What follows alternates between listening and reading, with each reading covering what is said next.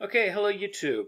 Today I'm going to be talking about the latest controversy on the internet. The internet's just exploding with this controversy. It's actually made it into mainstream media. It's, of course, the controversy between Hans Niemann and Magnus Carlsen, currently going on in the Singfield Cup. So if you like content like this and you want to see more of it, please go ahead and hit that subscribe button and click on your notification icon. So I think the first thing that you have to do when you're listening to people talk about these controversies is you have to understand kind of their level of chess experience, where they're coming from, like who they know, who they've talked to, and what type of information they have. Like, are they being objective about this entire controversy, or is this just blatant rumor mongering?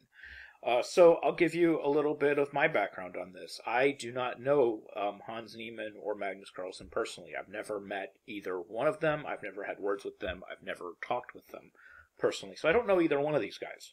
So from that perspective, I'm going to be fairly objective about what I see.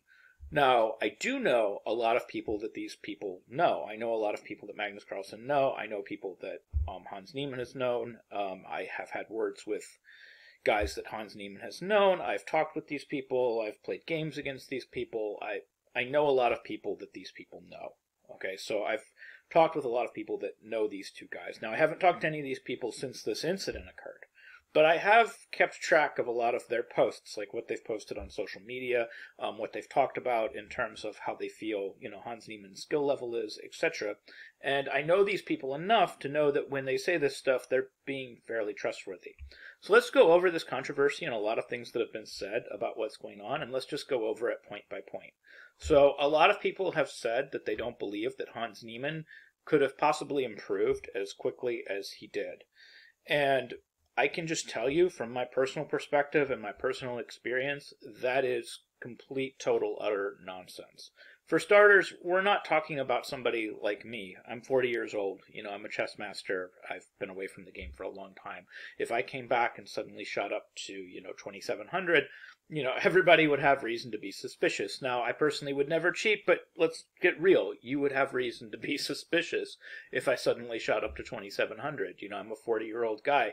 If I just came back and a year later I was 2700, you'd have every reason to be suspicious. But let's be honest about Hans Niemann. Hans Niemann was a very strong, very good young player. Okay, he's a young guy still. He's only 19 years old.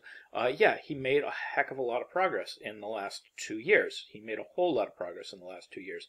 That is not unprecedented. And I just want to say, like, from my own personal experience, I played Sam Shankland back in 2008. So I just want to show you Sam Shankland's rating chart here. This is Sam Shankland, obviously. And I played him back in the U.S. Championship qualifier way back here in 2008, right here where he was at this little plateau.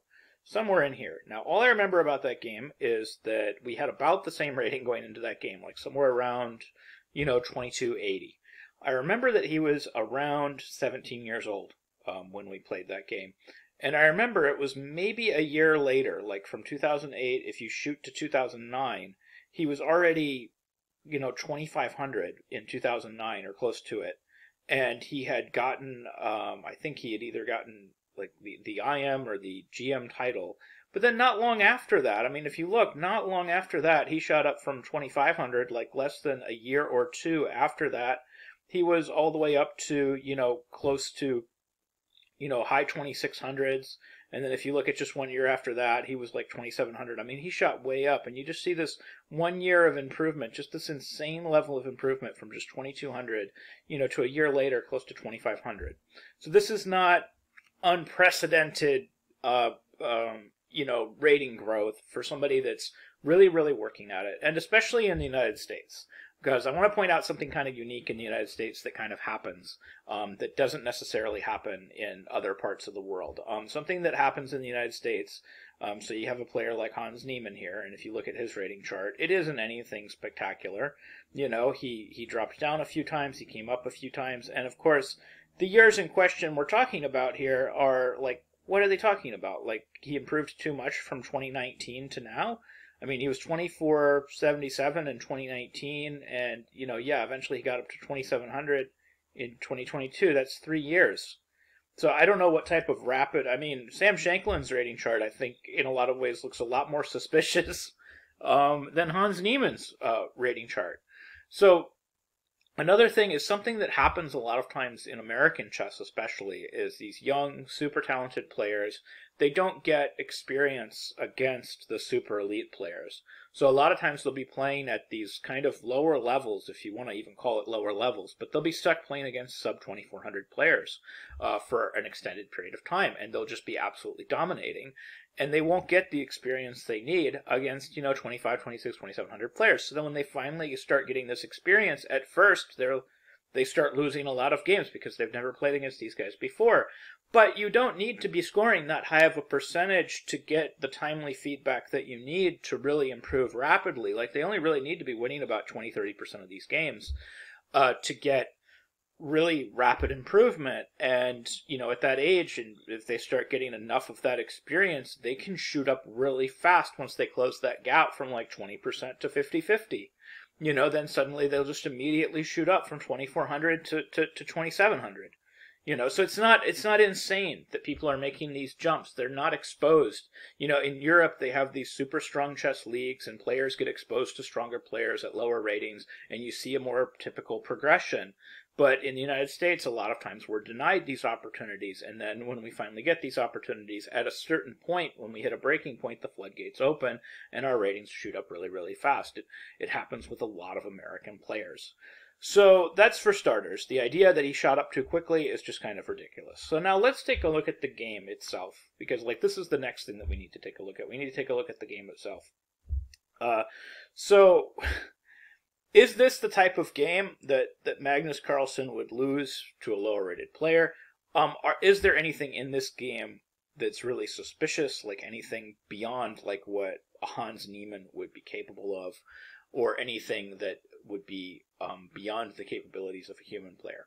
So there's only really, I'll be honest, there's only really one thing that jumps out at me as suspicious in the game. And I wouldn't even call it suspicious. It jumps out at me as something that is, quote, clearly preparation on the part of Hans Niemann.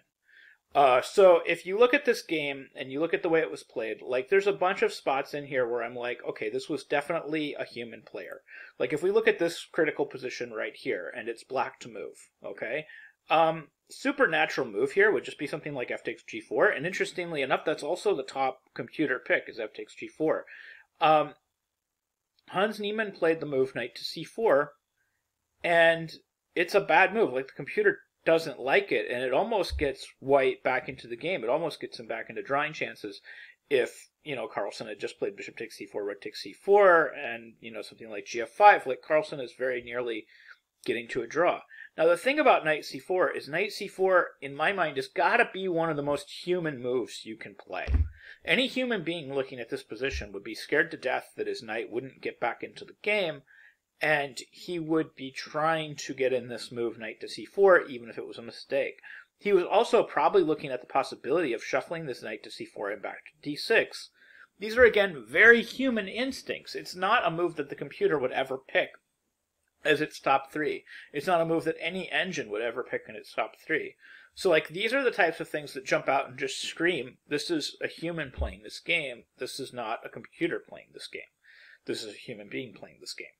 So now, all throughout the endgame, it was he made these very human decisions. We have knight c4, we have the knight going back to d6, which is certainly the best move, but also a very human decision. And then we have this move right here. Look at this. Rook c2 is basically the best move according to the engine. And it's the best move by a lot. The rook c2 would just basically seal the deal. It would end the game on the spot. And we have him playing f captures g4. Now, as I stated before, f captures g4, even when he played knight c4, this is a very natural human move.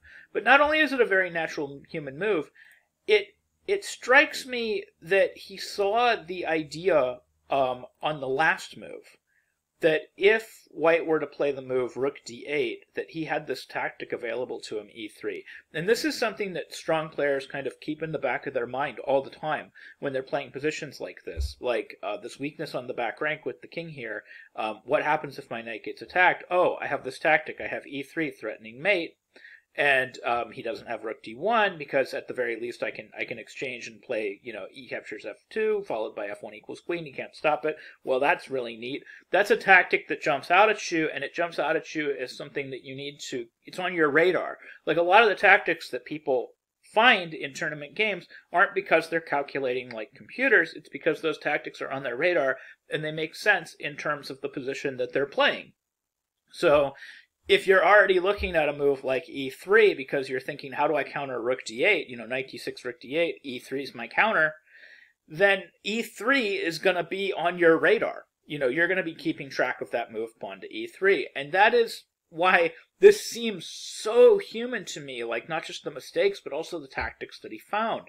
Because when you see rook e7, all that's going through his head during this game is, how am I going to counter rook d7?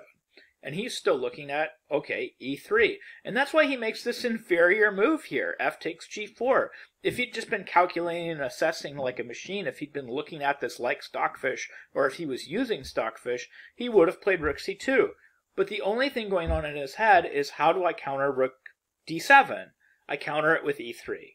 And that's exactly what happened. We have fg4, rook d7, e3. So it's not at all shocking that he finds e3, which is the best computer move right here. I mean, if he's using the computer and he's playing second or third picks, to throw us all off, why didn't he play knight c4 here? It's only a second pick and it drops the assessment by very little. He dropped the assessment by almost like a full pawn earlier when he played knight c4 instead of playing f takes g4. So why would he suddenly, looking at this game, if you look at the moves and if you look at the mistakes that are made and if you look at the way that it's played, if he was cheating, it is very non-obvious that he was cheating. This is the most sophisticated, cheating that's ever been seen. If he was cheating, because this looks like an extremely, extremely human decision to play e3 to counter the threat of rook takes d6. And then when you have f takes e3, knight e4 is about the most natural human move you can play, just threatening this check again. So, this is a little insane. And then, of course, after king f1, we see again another very human decision. He follows up with the move that was on his radar. He follows up with rook c1, even though it is over a half a pawn worse than rook f5. Again, if this was computer cheating, we would expect rook f5 here. We didn't see that. We saw rook c1. We saw this follow-up. So the game itself is totally unsuspicious. Now, except for one part of the game that was suspicious, and the only part of the game that was suspicious, which was the opening part of the game. So if we go to the opening part of the game, and I'm here in the database here, in the Lichess database, just to give you an idea about why this is somewhat suspicious, is if we look at this position in the opening, and this is the position that occurred in the game. If we look at this position in the opening, as you can see, like a number of moves have been played here by black. Queen a5, knight c6, bishop d7, knight to d7. And Hans Niemann played the computer top pick in this position. Hans Niemann played the move c captures d4. And then after queen takes d4, he played again the computer top pick of knight to c6. And then queen captures c4, and he again played the computer top pick of e5. So that's really like the only sequence in the game that strikes me as being somewhat suspicious. He played all computer top picks. So it's not suspicious in terms of was he using computer assistance. Obviously, he was using computer assistance because that's what we all do when we prepare openings. We use computer assistance. So he clearly prepared this. This was clearly preparation. And he said as much in the interviews. This was clearly preparation. Which brings me to my second point about this game is if this was, computer preparation, which he claimed that it was, and how in the world could he have predicted this opening? So this is another thing that's been brought up is he made this game citation. He made this game citation of Carlsen versus So, and he gave like this year and this place that was completely wrong. And people have said that this is evidence that he was clearly cheating because the game citation is obviously completely wrong. Okay, so Nigel Short commented on this on his Twitter feed. Nigel Short basically made the comment that, okay, fine, it wasn't, it was Magnus Carlsen versus Wesley Slow Calcutta 2019. It's a G3 Nimzo by transposition. And he points out this position right here. And then he also points out that Magnus Carlsen had an identical position to the game against Michael Adams, Carlsen versus Michael Adams, in the Turin Olympiad in 2006. He had this identical position. So it's not totally unbelievable that Neiman could have expected this position from Magnus Carlsen.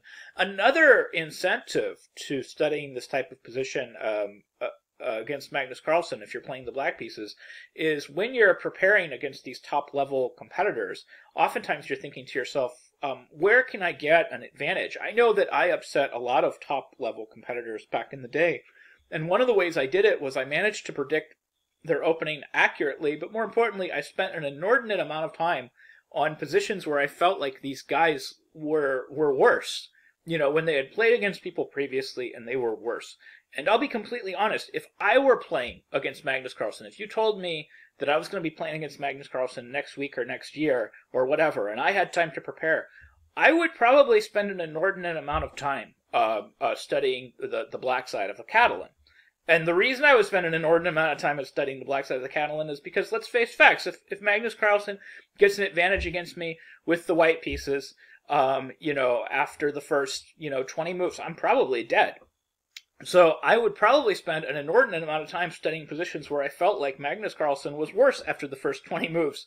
And almost universally, like if you look at Magnus Carlsen's games, the only games where Magnus Carlsen has been worse after the first 20 moves were Catalans. So, like, even if you just look at the World Championship match that he played against Ian Nepomniachtchi recently, and I did coverage of that match on my channel, he had a worse position against, Ian Nepomniachtchi in most of their Catalan games. He had a worse position out of the opening. He was worse after 15, 16, 17, 18 moves. He was worse, and Nepomniachtchi was better. And, of course, Magnus Carlsen still managed to pull out of these games and get a draw, or whatever, but he was worse. So that would make me want to focus my energy and my preparation on these games where Magnus Carlsen was significantly worse, and it would make me want to look at these games more. Now, as far as could he have predicted the game on the board, and as far as his game citation, it actually makes sense to me, because when I cite games, off the top of my head without being able to look at the database, I oftentimes will get the years wrong. If you ask me right now, like, to cite some of the most famous games in chess history, like Paul Morphy versus the Duke and the Count, I probably couldn't tell you the year or the place that it was played, but I could tell you all of the moves, and of course I could tell you the players that played it. And so here's the thing. If we take a look at both of these games that are cited here by Nigel Short, right?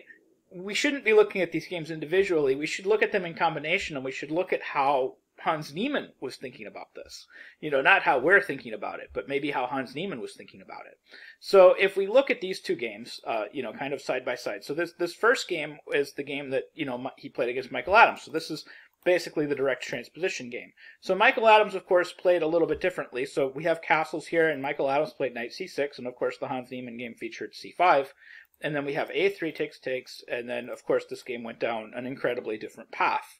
Okay, so he's not getting his preparation from this game because this game went down an incredibly different path, but this game might have been a signal to him that it's possible that Magnus Carlsen might play this type of setup and this type of move order. But if you take a look at this game that he played against Wesley So, which is the game that he kind of cited, you'll notice that the opening is extremely, extremely different, but what is the same is after a whole bunch of moves, the queen come off the board, and we have this identical pawn structure. So he's not thinking about the opening itself, he's thinking this opening is a possibility, and he's looking and he's remembering this pawn structure that Wesley So had against Magnus Carlsen. And keep in mind, Magnus Carlsen ended up with a terrible game against this. Like, if you fast forward kind of all the way to the end of this game, Wesley So ended up being up material at the end of everything. He's up a clean pawn here. So this is something that's going to jump out. You're going to think, how can I get something like this pawn structure against Magnus Carlsen? I've seen other guys get a huge advantage against him like this. Like, Carlsen was close to losing in a lot of these cases, and he had to really scrap out for a draw. So none of this stuff seems insane to me. And the last thing that doesn't seem insane to me at all, like, is if, we take a look at this game and we take a look at some of the other people that that Hans Niemann knows, and a couple of people that have commented about Hans Niemann and his training. Like, one person that's commented on this is Max DeLugie, who is Hans Niemann's coach. So if you don't think that Hans Niemann has a coach, like how could he have possibly gotten better? He doesn't have a coach. Look, he's attended training with Agard, who's talked about this. Jacob Agard has talked about this in great detail, and he has been coached by Max DeLugie. And of course, I've met Max DeLugie. I've talked to Max DeLugie. I wouldn't say that we're super close friends or anything, but we've definitely spoken. I spoke with him for hours and hours at the 2018 World Open. We spent a lot of time talking to each other. Really nice guy, really great guy. Also very good. Very good coach. I played a number of Blitz games against Max DeLugie, too. We had a lot of fun there. I hope he remembers that if he's watching this. But we did have a lot of fun at the 2018 World Open together. We hung out, I think a lot. I think he almost got kind of sick of me. But anyways, we played a ton of Blitz. We had a lot of fun. And, Max DeLugie's a great guy. And he pointed out, he said, look, Hans Niemann, and they both pointed this out, Hans Niemann is an amazing endgame player. He's very good at endgames. He's got extremely strong endgame skills. He is very, very solid when it comes to the endgame. So the idea that this is how this game would have gone down, where Magnus Carlsen essentially plays a questionable opening, and he gets into some trouble, and then later on he ends up losing a pawn, and then Hans Niemann is able to convert by playing the endgame very, very well. If a Hans Niemann were to beat a Magnus Carlsen, this is exactly how it would happen. This is his strength, apparently. He's very, very good at the endgame phase of the game. He really knows what he's doing there. He's very, very good at it. He's very good at that endgame phase of the game, and he's very good at it. So this is kind of my video kind of in defense of Hans Niemann. Like, he said a lot of things in interviews and stuff that I can really empathize with and I can relate to. He's committed himself apparently 100% to chess. The comments on his fake accent, look, I've been through that before as well. When you spend all of your time talking to people that talk about chess in a Russian accent, then eventually it rubs off and you don't even notice it, and you start talking about chess in what sounds like broken English. So give the guy a break about the fake accent.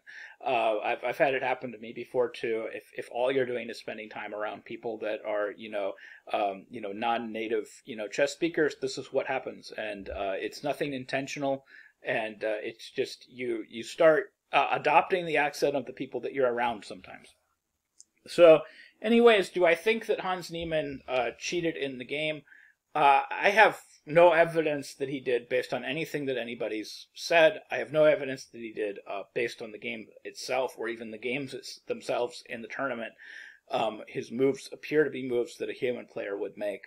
They appear extremely plausible.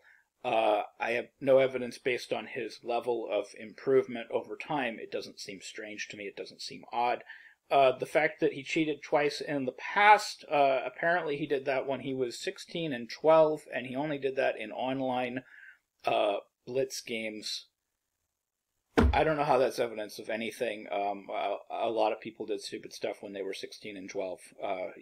Thank God we didn't get called out on it, and people didn't hold it against us for the rest of our lives. So anyways, that's kind of my take on it. I guess this is kind of in defense of Hans Niemann. I hope this ages well. Because back even when Petrosian, got caught cheating. At first, I didn't think Petrosian cheated until they had irrefutable evidence that it happened. So I really hope this video ages well. But so far, I think that everything that people have said about Hans Niemann on the internet, and all you people that are commenting on this that don't know even, any of the people involved or any of the coaches or any of the trainers or any of the people that have been involved with these two guys in their chess development, you really don't know what you're talking about. And this is all just a lot of rumor mongering. And I just think, it has to stop until, Magnus makes a statement or until somebody else makes a statement where we really kind of know what's going on. We need to give this guy a break. He's a young player. He's up and coming. He's clearly very strong. He's clearly worked at his game very, very hard. And we need to give him kind of that level of respect, until proven otherwise. So anyways, I hope you found this video helpful. I hope you learned something new about chess. And I hope you can take this video to heart and, just keep an open mind until somebody says something that's a lot more, definitive kind of about what's going on. But there's no reason for us to run around and slander somebody's reputation just kind of based on rumor. So anyways, that's my opinion on the thing, and I hope you found it helpful, and I hope people in the chat don't get too upset. So I'm trying to be non-political and non-controversial, and I'm probably failing. So anyways, thank you very much for watching.